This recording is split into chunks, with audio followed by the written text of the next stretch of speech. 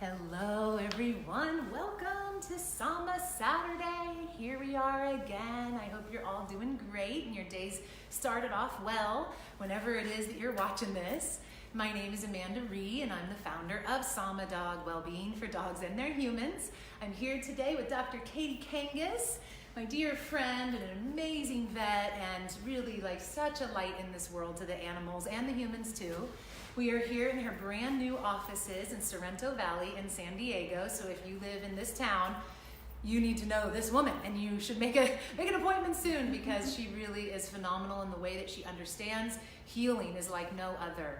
So I'll explain a little bit more about Katie in just a few moments and then we'll dive into our content. But first we want to just ask all of you to let us know that you're here first of all. Give us a thumbs up or a heart and just let us know where you're watching from. Lots of our friends and our community is connected to these, so we'd love to hear from you. And if you love holistic wellness for animals and you really care about getting this message out, you know, that's what this Facebook platform is so awesome about, is that it's free and everybody around the world can watch this and learn from this and get their questions answered. So please press your share button down on the bottom as well and just take a moment to get this out to everybody. And that's the way this ripple of goodness will move all around this great planet. So Sama Dog, what's Sama Dog all about? What we're doing, as you might know, but we do every Saturday Facebook Live called Sama Saturday. And what Dr. Kangas and I are now doing is the second Saturday of every month, we're going to come to you live, bringing a whole array of different topics. And we're so excited. We've got this long list of ideas. So we'll be doing this until 2095. So I hope you're in for it. Because we've got a lot to say. Get ready. Trying to hold us into 30 minutes is very tricky. But we'll be doing this the second Saturday of every month. We'd love to hear your ideas and feedback and suggestions for topics. And I'll add that to the list and we'll just keep sharing with all of you what it is. And then on the days in between, what we do with Sama Dog is I sometimes give a little bit of tips or information, holistic ideas, and then we go into meditation with our pets. And I just give you some guidance through that. If you haven't meditated with your furry friends before, then now is a great time to start with Sama Dog. Because that's what it's all about with our work. It's holistic wellness, it's education and inspiration for the body, mind, and spirit. So it's not just one layer of our being or our animal's being, but we are multi-dimensional beings. So are our furry friends, and that's what we're here to be able to really speak to, because in that understanding of the whole body approach is where true healing lies. Many of us have probably experienced it our human selves, and it certainly applies for our animals as well. And that's what I'm all about. Very passionate. Thank you for having me here to share. Yeah, it's so fun. And we're having, as you can probably tell, we're just having such a great time doing this because we're both so passionate, and to know that other people also are passionate and are listening and care, and we are already hearing stories of the healing of animals that we've been talking about just in the conversations we've had around food and nutrition and using food as medicine. That's really what Dr. Kangas is a specialist of. She's also a specialist of something else, which is what we're going to talk about today, and I'm so excited. So, do you guys know just the lay of the land here? We'll give a little bit of information, and Dr. Kangas will give some background and explain what it's all about, these EMFs, these electromagnetic frequencies, and how really, she really helped bring to my awareness that it's an invisible toxin. We are very aware of the chemicals that we're using on the floor, the things we spray in the air, or maybe even in their water and in our water, but these invisible toxins, most of us aren't even thinking about. So that's why today is so important. So we'll lay a foundation of what it's all about, and then definitely have time for your questions. And what I'm doing over here, so you know, and it's not me being disrespectful, just trying to check my email while we're on, is that I'm watching so that, we could have our camera backed up a little bit. Yeah, watching on the computer here to field any questions and hear your responses. Oh, there we are. Oh, good. And we've got some listeners, so we're off to a great start. So again, for anybody that's just jumping on, my name is Amanda Ree, founder of Sama Dog. This is Dr. Katie Kangas, the founder of Integrative Veterinary Care. We're in her brand new offices today in Sorrento Valley. They've just been here a few weeks. I haven't even gotten the full tour yet. I'm so excited to see this space. So Dr. Kangas is, as mentioned, a holistic or integrative veterinarian. She has been in practice for 25 years plus. She, as maybe you heard if you watched our previous work, our previous shows together, she spent a lot of time in the shelter world also, and as you can imagine, that's very tough stuff, and you see a lot. You probably see some of the worst in those situations. So that's where she kind of, her roots are, and then she moved into integrative or holistic care and has just like taken it on and is owning it. And she, with this topic of electromagnetic frequency and its effect for animals and humans, she just was at the Dogs Naturally conference and did an awesome talk that was like a huge success, and all the attendees loved it about this exact topic. So when we heard about how important this was and how much positive feedback she was receiving, we thought, why not talk about it now? Yep. Yeah. Perfect timing. Yep. Because as Amanda mentioned, I was just speaking at the Dogs Naturally conference in Chicago, and I've published articles on this topic as well, and done some talks for veterinary organizations. And my article on EMF is also coming out in the newest edition, I think, of the Animal Wellness magazine too. So definitely a timely topic, and a lot of people are interested in this.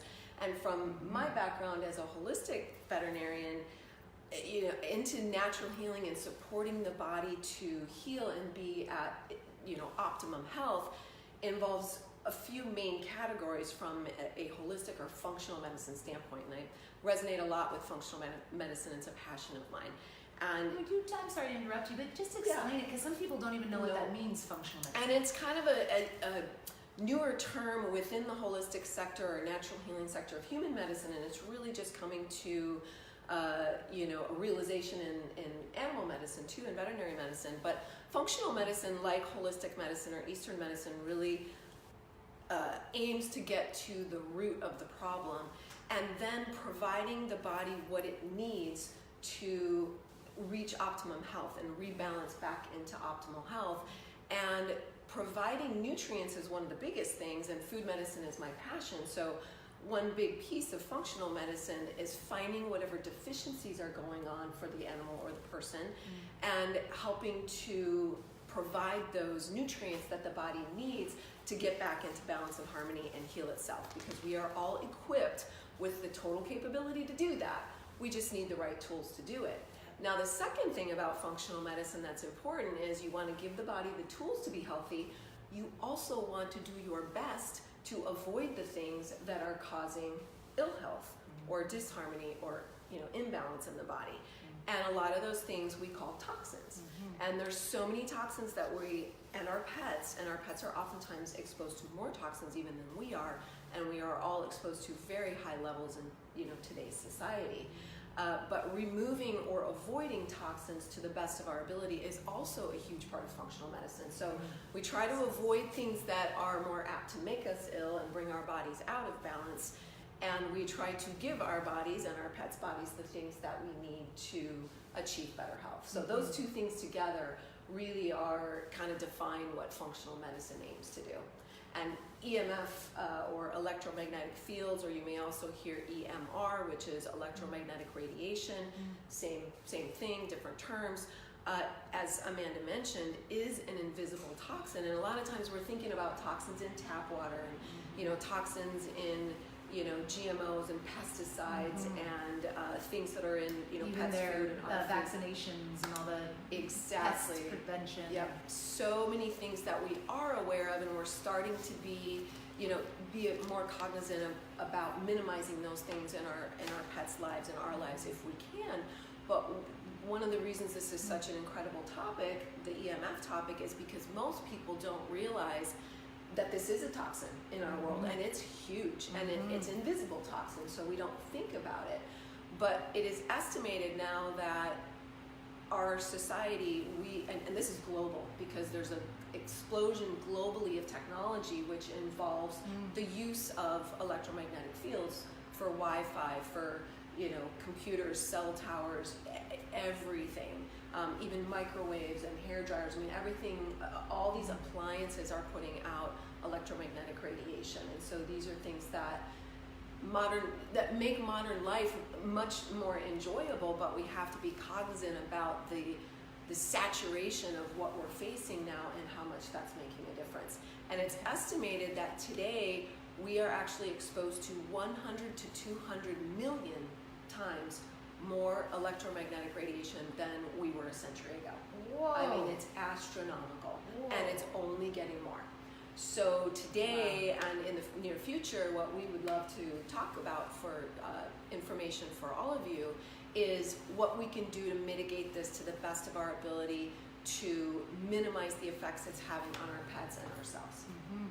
It makes sense, totally, because otherwise what I think so many of our good intended beings, ourselves concluded, and certainly a lot of you listeners, are you're doing all these things on one hand to make your pet or yourself healthier with diet and herbs and nutrition and finding peace in your heart and creating a peaceful environment for them and working on your relationships and all these things that we all intend to do every day. And yet, well, in essence, what we're doing is kind of squelching that at a level without even realizing that we're doing that. Mm-hmm. And so now if we can remove those additional items and areas that influence our dog, we can create an even better opportunity for healing. We remove that kind of pressing yes. against it and against the health of our beings and allow it to thrive. Yes, absolutely. Mm-hmm. So really interesting. So great foundation of kind of how they're all around us and how we don't even think about it because they're invisible. It certainly is something that unless we're bringing our attention to it, it's like, oh my gosh, there's so many other things to even think about. But now we understand a little bit better of how important this is and how strong it is. It's very strong. And in fact, the thing that led me into speaking and teaching about this topic is that I was asked by a colleague a couple years ago if I would consider presenting this at the American Holistic Veterinary Medical Association, the AHVMA annual conference. And when I offered that topic to the conference organizers, they were really thrilled to have that topic in the convention. And the reason my colleague approached me about it is because she herself started learning about these things and found out that when she took these precautions to protect her animals and herself from EMF, from at least the volume of EMF that they were around all the time, she saw dramatic effects or results in her pets and in her own life.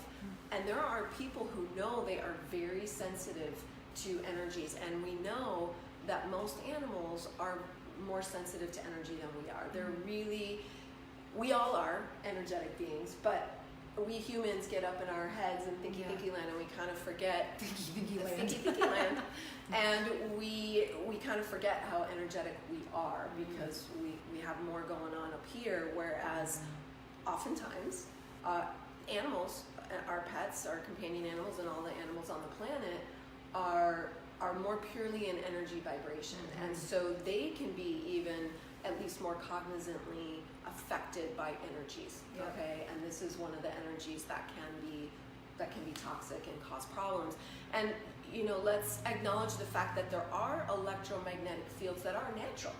So this is an important point, is that the North Pole, what makes the compass point to the north, I mean, these are magnetic fields. The magnetism of the earth. Exactly. Yep. Earthing. Yep. And sunlight and lightning, and so there are natural earth-made magnetic forces or magnetic fields. But the issue with what we're experiencing now is that we have an astronomical amount of man-made or human-made electromagnetic radiation. And our bodies do not recognize that, our pets' bodies, animal bodies, do not recognize that as natural because it's not. So when our bodies feel these energies, I mean, we're just talking about energy. Everything is energy, and all the cells in the body are running on electrochemical signals, to each other, intracellular communication. And this truly is electric or electrochemical, not radiation, but energy. And so we are all affected by this, and the man-made waves, signals that are coming from all of our devices and our cell towers and everything else, our cells and our pet cells do not recognize that or they don't recognize it at all, so it seems as a foreign or a threat invader, and literally the cells respond to that. And what happens is it starts breaking down cell membranes, and so cells can't hydrate, they can't absorb nutrients, they can't excrete toxins, and so this is what causes the actual toxic damage to the cells. So, okay, a couple questions. Yeah. First, just a quick pause and welcome anybody that's just jumping on new in case you're just getting on with us. I see a few of you are. My name is Amanda. This is Dr. Katie Kangas. We are today talking about the electromagnetic fields and the influence of that energy, the man-made energy, and what that effect is on us and our animals especially.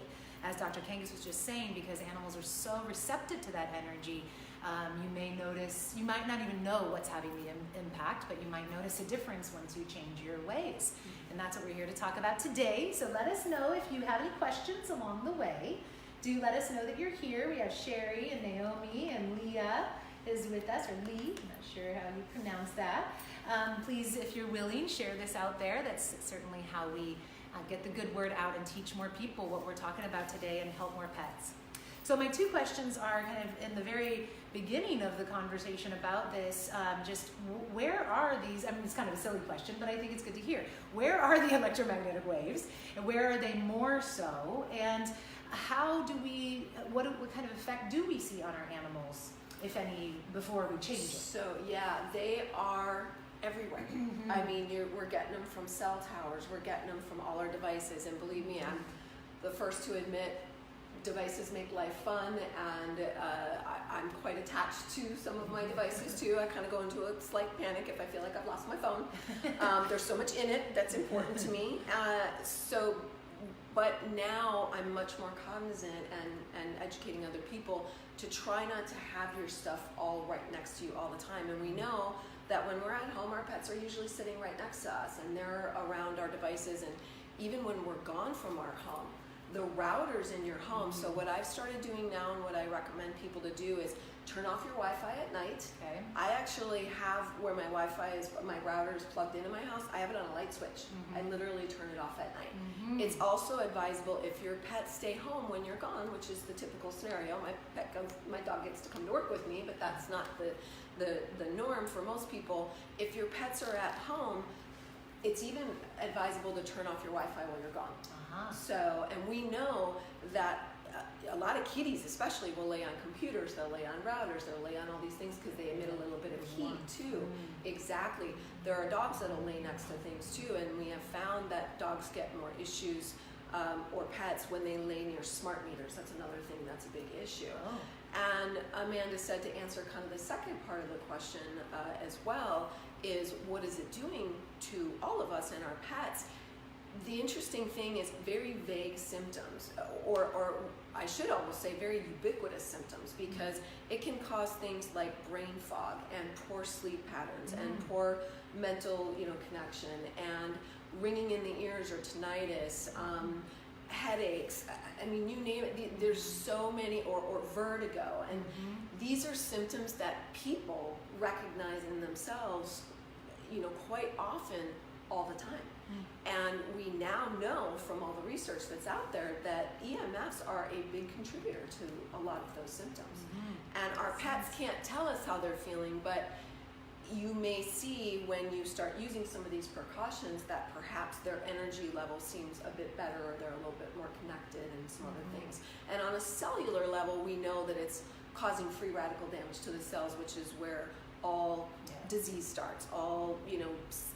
All disease starts from damage to the cells, and this is one of the things that's damaging cells. So you could, in essence, say that it's potentiating anything else that's going on in the body that might be out of balance. If there's a condition that your pet has, this is just one more thing that is not helping the situation. Squelching, like we talked about, and even probably making it worse. Right. And it's so interesting because we don't really think about it, right? And yet, so affected by it are all these beings. And I know many human beings that can feel it. Like, especially when I notice it is when you go looking for houses, or you're just looking around at apartments, or maybe you're shopping to buy a new home, and you go into different houses with different electromagnetic frequency, and you can feel a difference in those houses, especially if you know that they are near some of the power lines and things like that. And there are a lot of people, once I started researching this, I learned so much more. There are a lot of people who are so sensitive, they've literally had to move. Wow. Yeah. And there's even people that have literally had to go live on a boat, like a houseboat, away from any, or go very rural or very remote. So there are people who are very sensitive. And a lot of times, the people who are the most sensitive tend to be people with other illness issues, chronic illness issues, you know, fibromyalgia or Lyme's disease, or, you know, some of these things where, you know, the body's already under enough compromise where this one more thing just sets people over the edge. Yeah. And so people can really recognize that. And so we know our pets can too. It reminds me of the word disease is dis-ease, a lack of ease. And you can see, as what you're explaining, there's a lack of ease in the cells themselves, and therefore they're more susceptible. Yeah, it's the root. Well, I remember a while back you told me something that I have never forgotten, which is when you're driving, many things you've told me that I've never forgotten, but around EMFs, as I'm driving down the freeway, turn on airplane mode, because that's the worst. When you're in your house, of course, there's frequency coming, but it's just to your device that you have, and it's your own Wi-Fi, so that's one signal. But when you're driving down the freeway and all these signals, and you guys know when you turn on your Wi-Fi, search for the modem, there's this long list, and it's going in and out, in and out. It's searching, connecting, and you pulling all that power into your car. Sometimes right where your dogs and maybe your cats too, but our children, you're all beat, you're in that car, and just imagining the more activity. You're moving with your devices, whether you're in a car, on a train, or, you know, even honestly in an elevator, every single time your phone or your device, your iPad, your tablet, whatever you have with you, if it's the Wi-Fi's on and it's searching for a signal or even cellular, you know, data or whatever, every time you move, your phone is trying to figure out what tower it's going to get its signal from. And so, and it sends out something like 900 signals a second or a minute. I mean, it's quite a bit. It's like, it's looking for towers. I'm here, where are you? I'm here, where are you? And so you're just getting bombarded with more signal. And if your pets are with you, if you're going for a walk, even, you know, with your pets, or and your pets are in the car, obviously a lot of times they are if they're doggies. But even a lot of people, you know, are using their phones as they're walking and all kinds of stuff. So I noticed before I learned this from you that I put my phone away from the bed at night so that it wasn't affecting me. But I was moving it closer to the dogs. I have to be honest, because I didn't think about it like that. I didn't and in fact, as a matter of fact, all electronics, really, you should do your best to get them out of the bedroom for your own sake, and if your pets sleep in your bedroom as well, for their sake. It is definitely disruptive to sleep. Okay, even any blue light, you know, it's altering the melatonin production, which helps us sleep, and the sleep-wake cycle. But definitely, so many people now, unfortunately, that don't know this information, use their cell phone as their alarm, or, you know, music at night right next to them for falling asleep.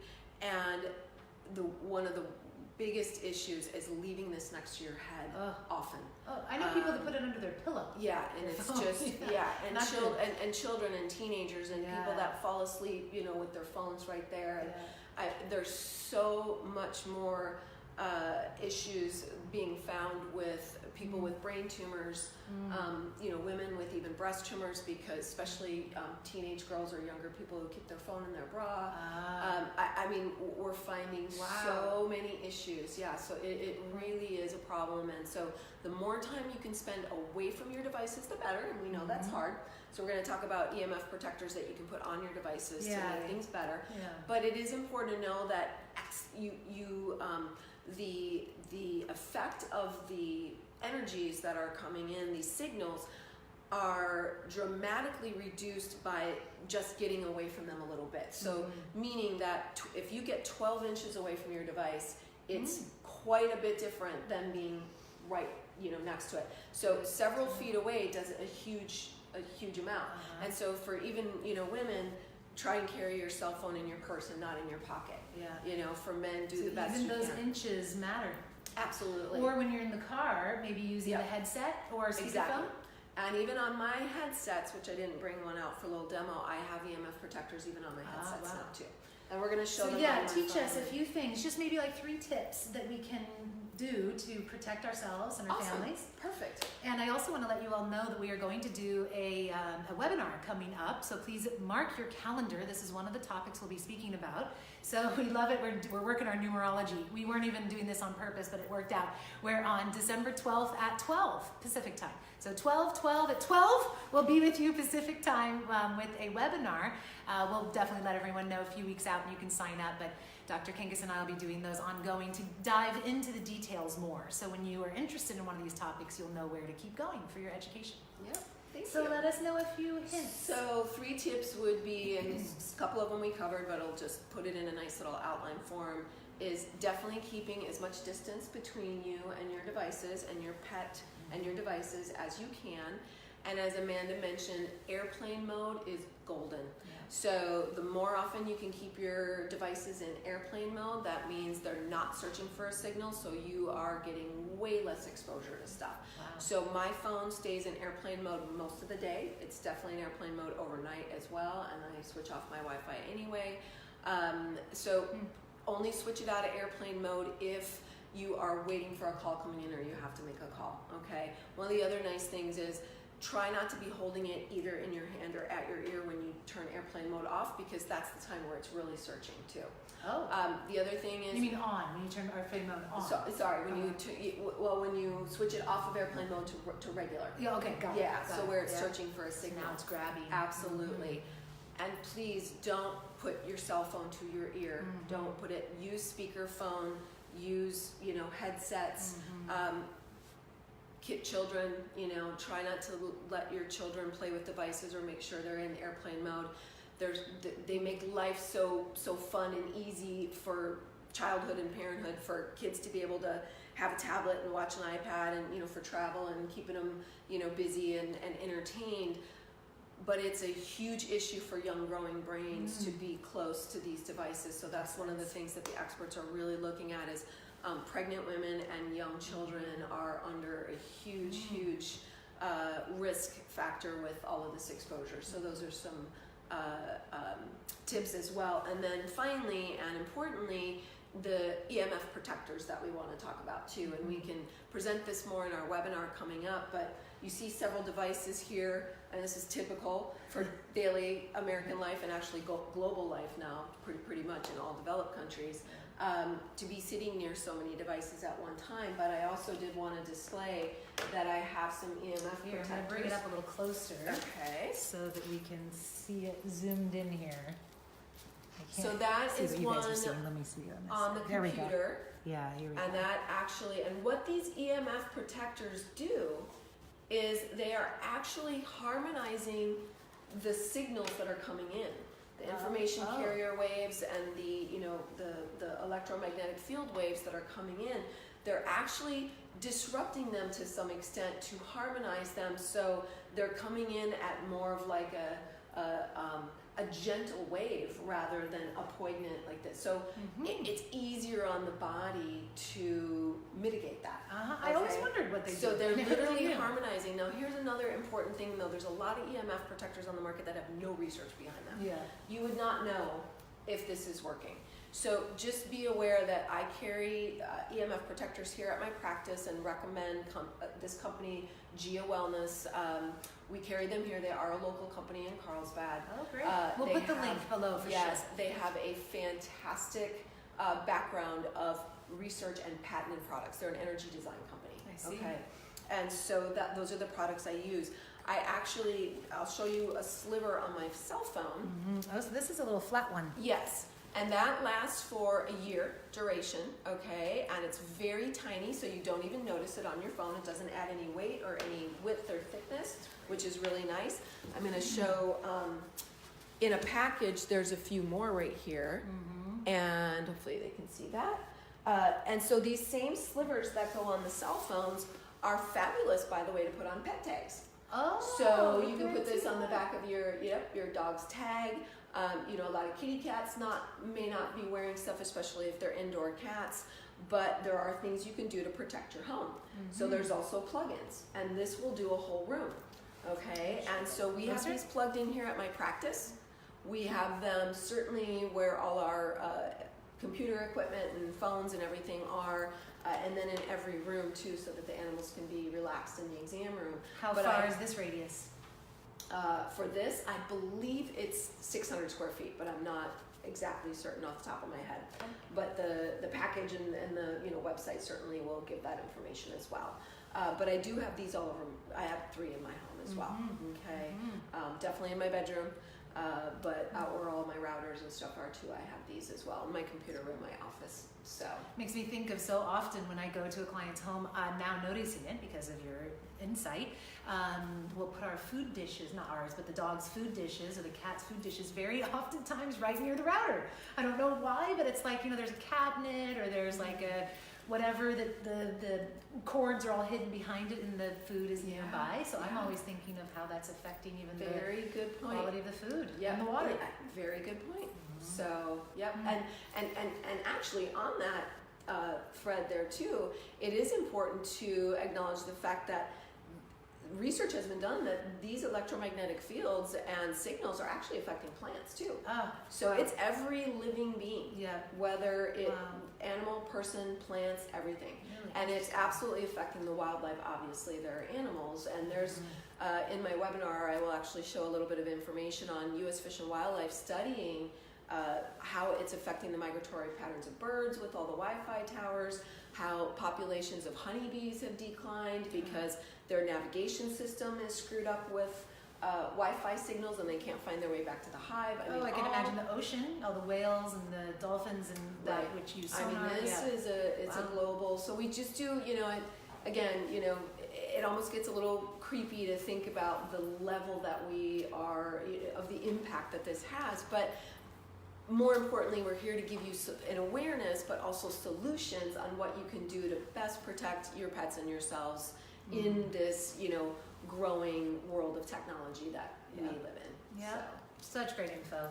Let's take a couple questions. I see at least one came in here. So Donna's with us. Donna Lynn Hi, Sweet, Donna. maybe you know her. Yeah. Yes, she's my buddy. So Nava is asking, what if you're in an apartment building? Can you use a protective device? Can you use a protection device from other EMFs? Oh, like if your neighbor has things on. So it sounds like these are going to protect you from wherever they're coming. Yes, that's a really great point. And another really great point is, and I should have had it with me, but I don't. These slivers can also be worn on the back of a pendant. So people will, and here's another interesting thing. I was just with my sister recently, and she wears a Fitbit. And I do not wear a Fitbit for the exact reason that I don't want signals constantly affecting my body. And they're measuring your sleep patterns and how much everything. People are wearing them to bed. So anyway, if you wear a pet, so I put one on her Fitbit right away. I'm like, first of all, please don't wear this, but if you're gonna wear this, I'm putting an EMF protector on you, on your Fitbit. So to answer her question, you can wear this on a pendant. You can put it on, some people like pin it to like, their bra strap, or you can, come up with all kinds of cool solutions to protect yourself better. But definitely these plugins, if you're have a lot of people, or if you have a lot of electric lines or cell towers right around your home, these are awesome. I know some houses you see it like that, where you can even hear the buzzing. Feel very good. And it's advisable to put the larger ones, like the one on this computer, advisable to put these on, microwaves, refrigerators even. Any of the appliances in your home, you can cut down on the level of EMRs that you're exposed to or EMFs that you're exposed to with putting them on more things too. So it sounds like picking up a few of these little bit larger ones and maybe a sheet or two of the smaller ones is a really good idea to just kind of go all over your house and all over your beings in the house. Yes. Wow, great information. And we can get into a little more detail in the webinar so people can hear more, and I present some more information, and we'll talk about the other thing we'll talk about in the webinar, which of course is huge passion of mine, is equipping the body to be more resilient to cellular damage of all kinds, including what is being impacted on us from electromagnetic fields. So that piece of it is, how do we nutritionally supply our dogs and our pets bodies with better nutrients so that we mitigate cell damage to a better ability too. So we can talk about that more also. Oh, I love it. We have one more question from Donna, I think. Cindy says, hi Cindy. She says, I need some stat. Yay! That's great. So we'll definitely post it below. But Donna says, how long do they last again? And it depends, thanks Donna, on the particular product. So there's a few here, it may be difficult to see. The slivers last for about 1 year, and those are the most convenient ones to put on your phone, on a pendant on yourself or on your dog's tag. Yeah. And so the slivers are great, they last about a year, okay? The one that's a little bit thicker that's on my computer, it's about this thick rather than the slivers, which are quarter like of an inch. Yep, minuscule. Those last for 2 years. They're called universal guards. Okay. I believe the plugins last for 2 years, but I'm not certain, so I should have looked up that information before our. Okay. But Well, we'll share it on the webinar. Yep. More information to come. All right, friends. Well, thank you all for being here with us, and thank you to those who will be watching afterwards. Let us know, definitely, even if you're watching this later today or next week or whenever, put a comment below. We're always in touch. I am, and I'll definitely be able to get in touch with Dr. Kangas if there's any specific questions that we'd love some answers to. Mark your calendars again for December 12th at 12 Pacific time, PM, that is, middle of the day. And we'll be sharing another webinar with you, and we'll be back with you in the next Saturday, the second Saturday of December, which then ends up being the 11, 10, 9, 8, It's the 8th. It's the 8th, Yeah. the Saturday? We have Facebook Live on the 8th and webinar on the 12th. Oh, perfect. Yes. So that's our next time together, December 8th, Saturday, webinar the 12th. As we mentioned, any questions, let us know. Lots of love to all of you and your pets. Thank you so much for doing It's this my and for pleasure spending to your share. time. Thank you, really and I beautiful. just appreciate anyone who's tuning in and getting an appreciation for this awareness. Please share it with other people so more people can protect themselves and their pets and their loved ones. And I really appreciate you and your interest, and my pleasure to be here. Thank you. Lots of love. Bye, everyone. See you next time. Oh. Little tripping over Alfie.